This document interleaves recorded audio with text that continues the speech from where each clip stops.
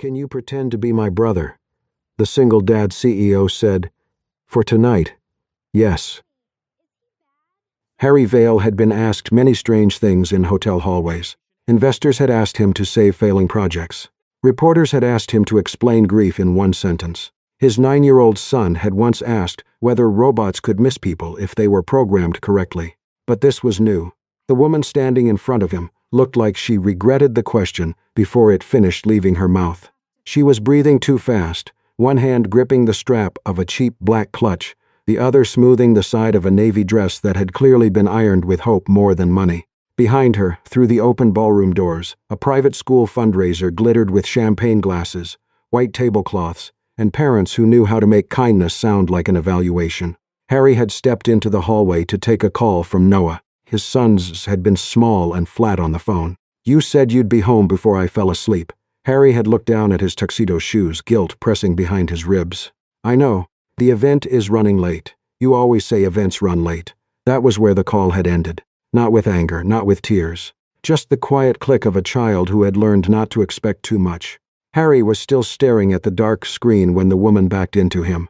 Now she was looking past him, toward a man approaching from the ballroom, with a polished smile and a woman in a silver dress beside him. "Please," she whispered, "just for 5 minutes." Harry followed her gaze. The man walking toward them had the relaxed confidence of someone who had never wondered whether he belonged in expensive rooms. His smile widened when he saw the woman cornered in the hallway. Harry understood enough. Not everything, enough. He slipped his phone into his pocket and straightened his slightly crooked tie. "For tonight," he said, "yes." The woman blinked, stunned by how quickly he agreed. Then the man reached them. "Lena," he said, concern arranged neatly over judgment. "There you are. Brittany and I were worried you'd changed your mind." Lena Brooks lifted her chin. "I'm here for Sophie, of course." His eyes moved over her dress. "You look tired." The woman beside him, Brittany, gave a sympathetic smile sharp enough to cut ribbon. "It must be so hard coming straight from work. I admire that." Harry felt Lena tense beside him. Before the silence could swallow her, he extended his hand. "Evan Brooks," he said. "Lena's brother." Lena coughed once. Harry ignored it. The man's eyebrows lifted. "Brother." "From Portland," Harry added, because lies sounded more believable when they were unnecessary. Lena shot him a sideways look that said Portland. Harry gave her a faint smile that said commit. Mark shook his hand, confused and irritated. "Mark Callahan, Sophie's father," Harry said. "That explains the shoes." Lena pressed her lips together. Mark glanced down. "Excuse me? Nothing." They just have a very confident relationship with attention. For the first time that evening, Lena almost laughed. Mark did not. Brittany's gaze lingered on Harry's face. "Have we met before? Possibly," Harry said. "I have one of those faces people blame for delays at coffee shops." Lena looked down quickly, hiding another smile. They re-entered the ballroom together.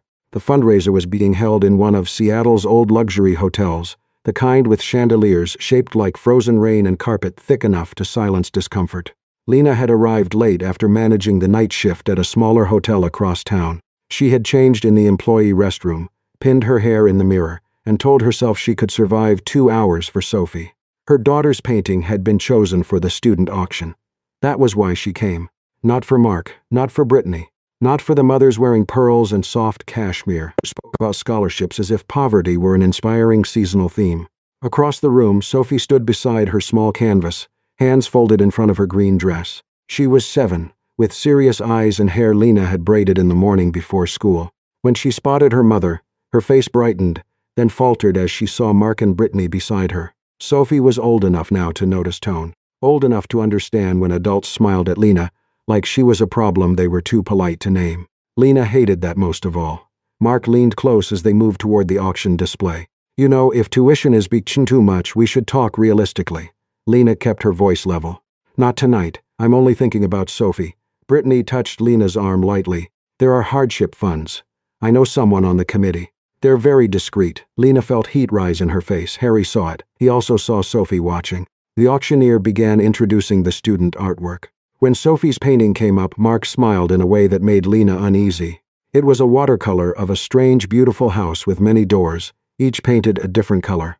Some were large, some tiny, some crooked. There were windows glowing yellow, and a garden path that seemed to lead in every direction. The bidding started gently. Then Mark chuckled to a nearby parent. Lena always did have a soft spot for emotional financial decisions. The words were quiet, but not quiet enough. Lena stiffened. Harry reached for his bidder card. He could end this in 10 seconds. Raise the price absurdly high, silence mark. Make Sophie's painting the most expensive piece in the room. It was what Harry Vale knew how to do.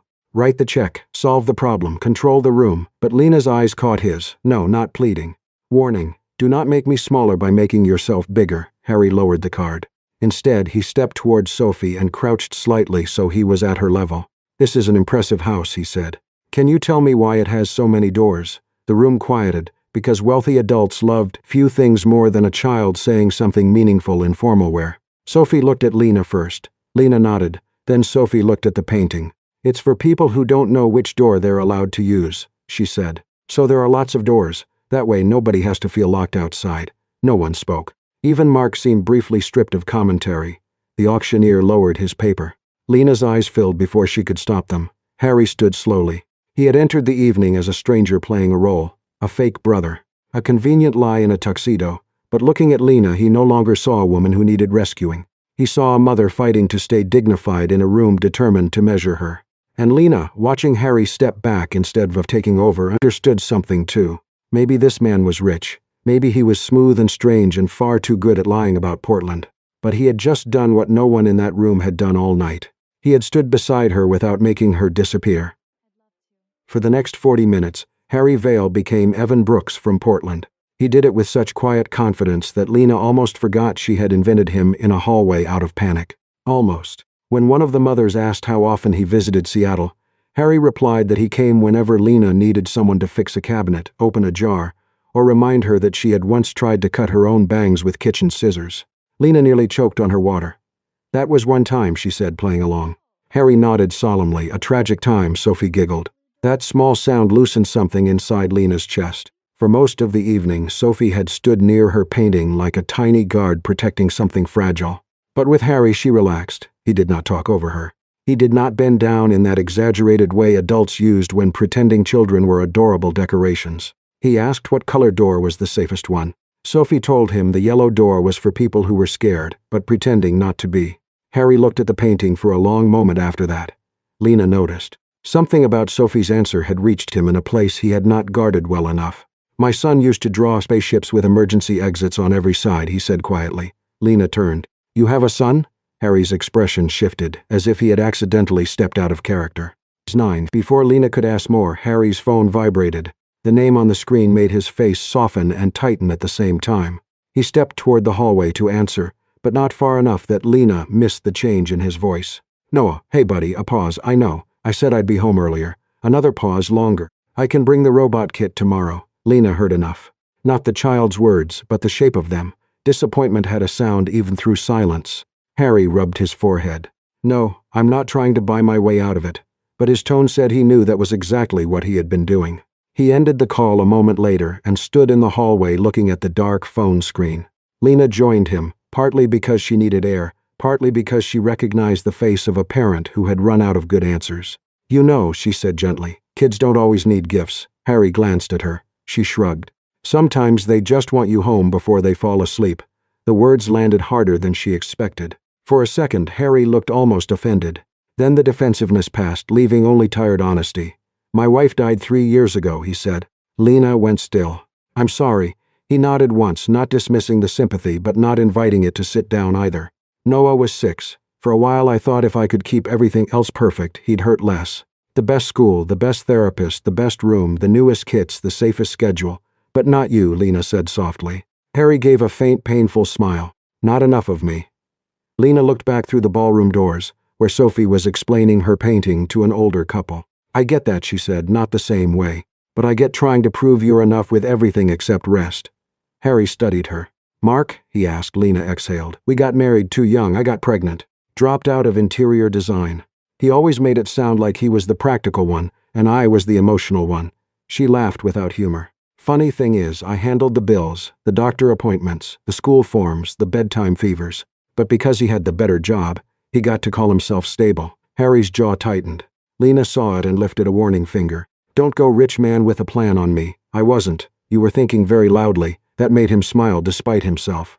Across the ballroom, Brittany watched them. At first she had only thought Evan Brooks looked familiar. Now curiosity had become suspicion.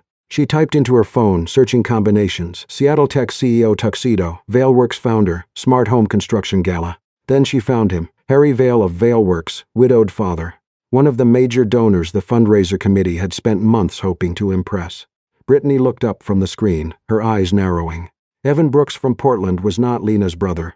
He was richer, more famous, and far more dangerous to the evening's careful social order. She moved toward Mark. Lena did not see. Mark reached her first. He caught her near the edge of the ballroom, his voice low enough to keep the scene private, and cruel enough to make privacy useless. "What are you doing?" he asked. Lena stiffened. "Standing. Don't be cute.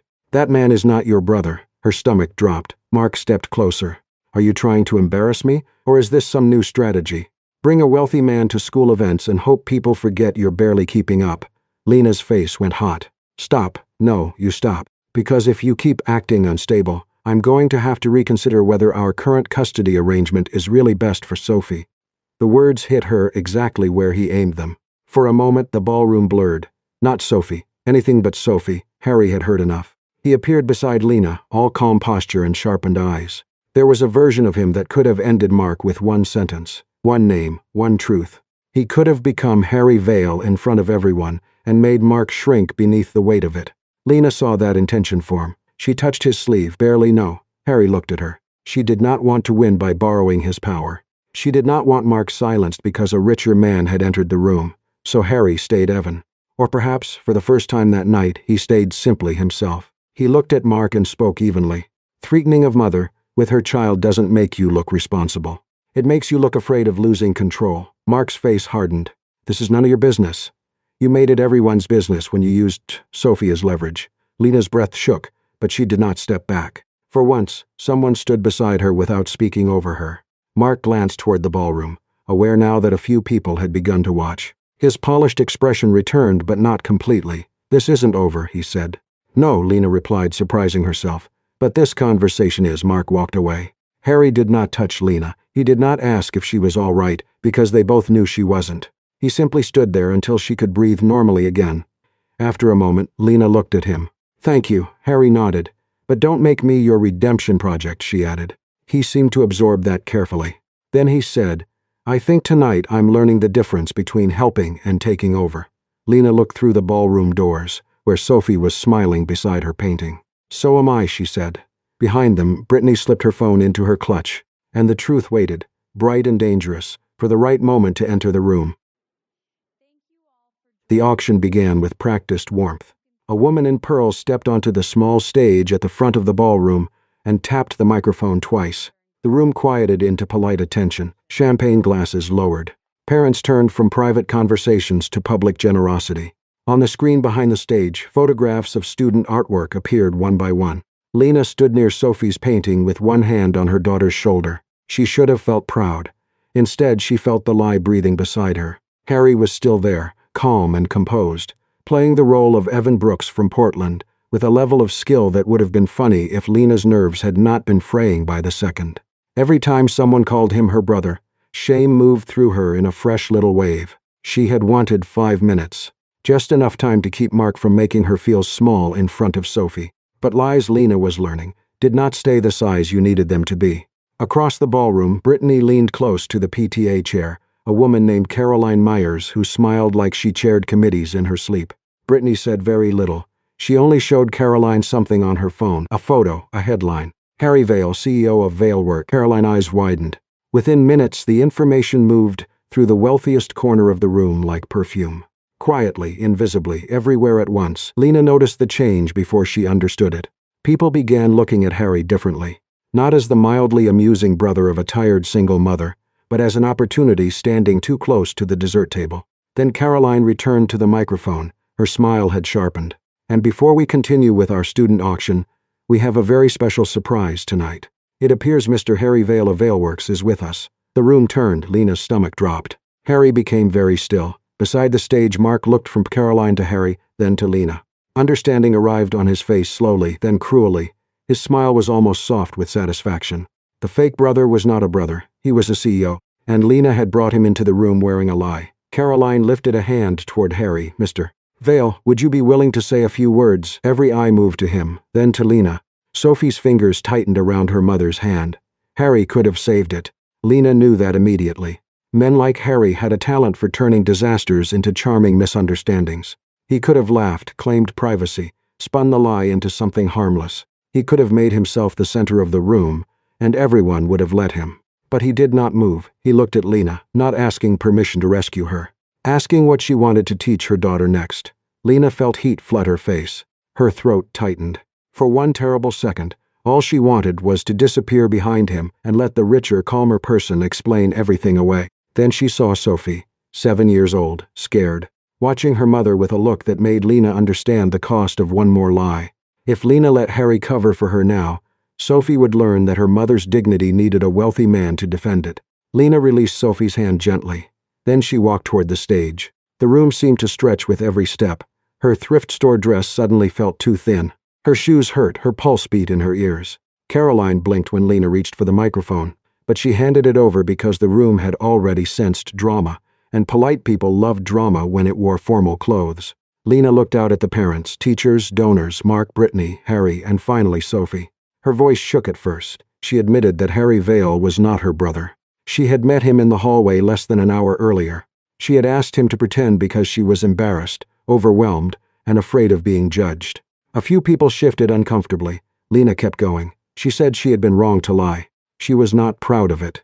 But she would not apologize for wanting someone beside her in a room where being a single mother sometimes felt like arriving already accused. The silence deepened. Lena looked down once, then back up. She said scholarship should not feel like charity wrapped in manners. They should not make children feel as if their families were being inspected before being helped.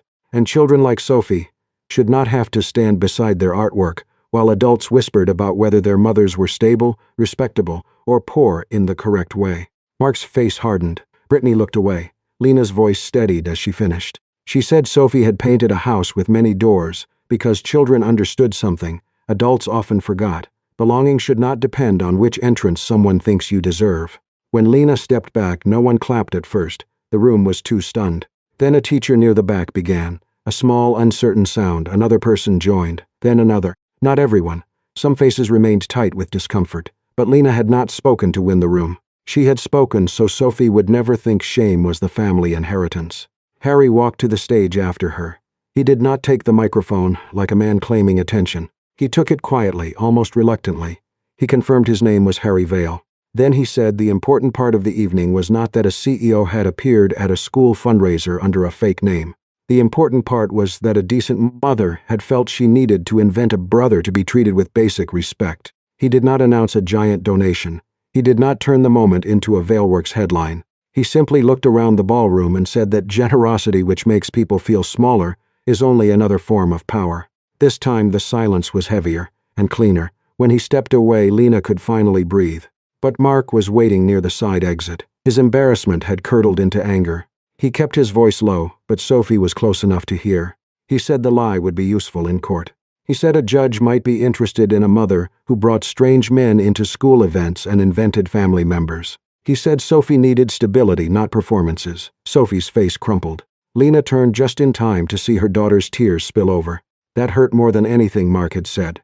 Sophie whispered that maybe if her painting had not been chosen, none of this would have happened. Lena dropped to her knees in front of her. The ballroom blurred around them. Mark, Brittany, Harry, the parents, the auction, all of it faded behind the terrified little girl clutching the edge of her dress. Lena took Sophie's hands and told her the truth. Mommy had been scared. Mommy had made a wrong choice because she did not want people to look down on them. But none of it was Sophie's fault. Not the lie, not Mark's anger, not the whispers. And never, not for 1 second, was Sophie a burden. Sophie collapsed into her arms. Lena held her tightly, no longer caring who watched. Harry stood a few steps away, unable to look away from them. He thought of Noah, sitting at home with a robot kit he had not asked for, and a father who kept trying to replace presence with presence. He realized, with a quiet pain that went straight through him, that it had been far too long since he had told his own child the same thing. You are not the problem. You are not too much. You are not a project I am failing to manage. You are my son. Rain fell hard over Seattle by the time the fundraiser ended.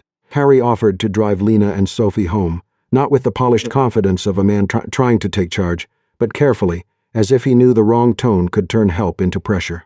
Lena almost refused. Then Sophie yawned in the lobby, clutching her rolled-up painting with both hands. And Lena remembered the bus stop was 6 blocks away in the rain, so she accepted. The car was warm and too quiet. Sophie fell asleep within 10 minutes, her head against the window, one hand still resting on the cardboard tube that held her painting. Harry kept both hands on the wheel. Lena watched the city lights blur across the wet glass and felt the strange exhaustion that came after surviving public humiliation. She wanted to thank him again. She also wanted to tell him never to come near her life again, because things were already complicated enough. Before she could decide which version of herself to obey, Harry's phone rang. Noah. Harry hesitated, then answered through the car speaker. This time, he did not promise a robot kit. He did not offer a weekend trip or a new model train or anything shiny enough to cover absence. He simply asked his son if he wanted him to come home right away. The silence on the other end was long. Then Noah's small voice filled the car, flat with hurt. He said he did not need another robot. He just wished Harry would stop acting like everything could be rescheduled. Harry's face changed. Not dramatically, not for show. Just enough for Lena to see the sentence hit the place he usually kept protected. He told Noah he was coming home. After the call ended, Harry did not apologize for the awkwardness or make a joke. He only drove through the rain with a grief Lena understood more than she wanted to. She looked at him differently then, not as a CEO, not as the stranger who had pretended to be her brother, not even as the man who had stood beside her in the ballroom, as a father learning something late and hating himself for how late it was. By morning, the story had escaped the hotel. A local parenting blog posted first, "Single mom brings CEO as fake brother to school fundraiser." Then came the comments. Some people called it romantic. Others called it embarrassing. A few decided Lena had manipulated a rich widower for attention. By noon, her phone was full. One message from Mark made her hands go cold. He had spoken to a lawyer. He said the incident proved she was impulsive, unstable, and too willing to bring strange men into Sophie's life. Lena sat on the edge of her bed while Sophie watched cartoons in the next room and felt the old panic return. Harry called once. She almost ignored it. When she answered, his voice was careful. He said he knew attorneys who could help. Then he stopped himself. She could almost hear him remembering. Instead, he asked what she wanted. The question undid her more than the offer would have. Lena did not know what she wanted. She wanted Mark to stop using Sophie like a weapon. She wanted the school parents to stop whispering. She wanted Sophie to feel proud of her painting again. She wanted to sleep for 12 hours and wake up in a life where every choice did not feel like evidence in a courtroom. So she said the only thing she could. She needed time. Harry gave it. But time did not protect the children. On Monday, Sophie came home quiet. At first, she said she was tired. Then, while Lena brushed her hair before bed, the truth came out in pieces. A girl at school had said Sophie's mom borrowed a rich man because she did not have a real family. Someone else asked if Harry was going to buy them a mansion. Sophie tried to laugh when she said it, but her chin trembled. Lena held the hairbrush in her lap and felt a rage so clean it frightened her. Across town, Noah had seen the story, too. He did not cry. He was too old for that, or trying to be. But when Harry came home early, Noah was sitting at the kitchen table with his robot parts spread untouched in front of him. He asked whether Harry had time to pretend to be someone else's family, because pretending was easier than being his. That one left Harry with no answer. 2 days later, Harry invited Lena and Sophie to a small children's workshop at Valeworks. It was not a public event, not a press opportunity. Just a Saturday program where kids designed model smart homes using cardboard, lights, sensors, and far too much glue. Lena nearly said no. Then Sophie saw the flyer and asked if she could make a house with many doors. So they went. Valeworks was full of glass walls, warm wood, and quiet machines that seemed expensive enough to judge people. Lena arrived tense, ready to leave at the first sign of pity. Harry met them in jeans and a sweater, not a suit. Noah stood beside him, arms crossed, suspicious of everyone. At first, the two children barely spoke. Then Sophie noticed Noah's tiny motorized train running around a model living room. She asked why the train went through the kitchen. Noah said emergencies did not care about floor plans. Sophie considered this with deep seriousness, then suggested adding more doors. Within 20 minutes, they were arguing like old collaborators over a cardboard house that needed wheelchair ramps, secret reading corners, a roof garden, and a room where people could be sad without anyone asking too many questions. Lena and Harry watched from a nearby table. Neither of them said much. They did not need to. Their children were building the thing both adults had failed to give them consistently, a place where no one had to earn permission to belong. Then Mark arrived. He walked into the workshop in a raincoat, face tight, phone in hand. Brittany was not with him.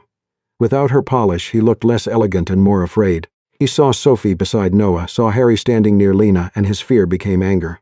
In front of the children, volunteers, and other parents, he accused Lena of pulling Sophie into Harry's world too quickly.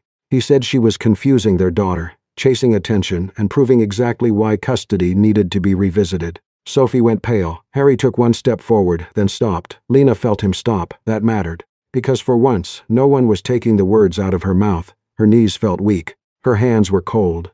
But she stood between Mark and Sophie and kept her voice steady. She told Mark he had every right to care about who entered Sophie's life. He was her father. That mattered. But he did not have the right to use custody like a punishment every time Lena made a choice he disliked. Mark tried to interrupt. Lena did not let him. She said adults sometimes made mistakes because they were scared. He had. But Sophie was not a prize for the parent who looked better on paper. She was a child, and love for her was not something either of them got to use as leverage. The room went silent. Sophie stared at her mother. Harry remained beside Lena, close enough to be support, far enough not to become the point. For the first time, Noah saw his father not fix a crisis with money, lawyers, or authority. He watched him stand still. He watched him trust someone else's strength. And something in the boy's guarded face softened. Mark looked around the room and realized he had become the scene he claimed to fear. His anger faltered. He left without another threat, though not without one last wounded glance at Lena. When the door closed, Sophie ran into her mother's arms. Lena held her tightly. Harry looked down and found Noah standing beside him. After a moment, Noah slipped his hand into his father's. Harry did not speak. He only held on. Across the room, Sophie lifted her head and looked at the cardboard house with all its crooked doors. For once, she had seen her mother stand without being rescued, and Noah had seen his father love someone by not taking over. Neither child had the words for it yet, but both of them understood. A few weeks later, the story stopped being funny to strangers. The internet moved on. The parents at Sophie's school found newer things to whisper about. Mark did meet with a lawyer, but the conversation did not go the way he had imagined. Using custody as a threat, especially in front of Sophie, did not make him look like the more stable parent. He did not become a perfect father overnight, but for the first time, he seemed to understand that loving Sophie was not the same as winning against Lena. Brittany quietly left the parents' committee before the end of the semester. Before she did, she sent Lena a short email. It was not dramatic. It did not ask for friendship. It simply said she had mistaken politeness for kindness, and she was sorry for making Lena feel small. Lena read it twice, then closed the laptop. Some apologies did not fix things. But they still mattered. Life returned, not to normal, but to something more honest. Lena still worked nights at the hotel. She still packed Sophie's lunches half asleep. She still checked her bank account with one eye closed. But she also enrolled in a part-time interior design course, not because Harry paid for it. He had offered once, carefully, and she had looked at him until he learned better, but because she had finally stopped treating her own dream like an irresponsible guest.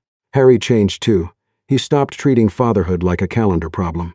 Twice a week he came home early for dinner with Noah. No phone, no laptop, no expensive apology waiting in a box. Sometimes they talked about Noah's mother. Sometimes they built crooked robot bridges. Sometimes they just ate spaghetti in silence. And Harry learned that presence did not always need a speech.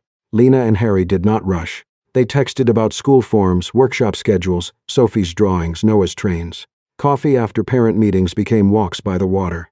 Walks became nids with two children who pretended not to notice everything. Sophie and Noah finished their cardboard house together. It had 14 doors, 3 ramps, a train track through the kitchen, and one small room labeled, "For being sat safely." The school displayed it at the spring art night. Lena arrived wearing a simple green dress Sophie had chosen. Harry came with Noah, no tuxedo, no fake name, no performance. When Lena saw him, she smiled. "So," she said, "who are you pretending to be tonight?" Harry looked at Sophie, then Noah, then back at her. "No one," he said. "If you'll let me, I'd just like to be the man standing beside you." Lena's smile softened, but before she could answer, Sophie grabbed Noah's hand and dragged him toward the snack table with the solemn urgency of children who knew adults needed privacy. Harry reached into his coat pocket. Lena's eyes narrowed. "Harry, it's not what you think. It had better not be a check." He laughed, nervous for the first time since she had known him. He opened his hand. Inside was a tiny brass key, not expensive, not jeweled. Just a simple old-fashioned key tied with a yellow ribbon. Lena stared at it. Harry's voice lowered. "Sophie once said a good house has enough doors so nobody feels locked outside." He swallowed. "I don't want to buy you a house. I don't want to rescue you from your life. I love your life because you're in it. I love Sophie's drawings on the fridge, your terrible night shift coffee, the way you argue with broken lamps before fixing them.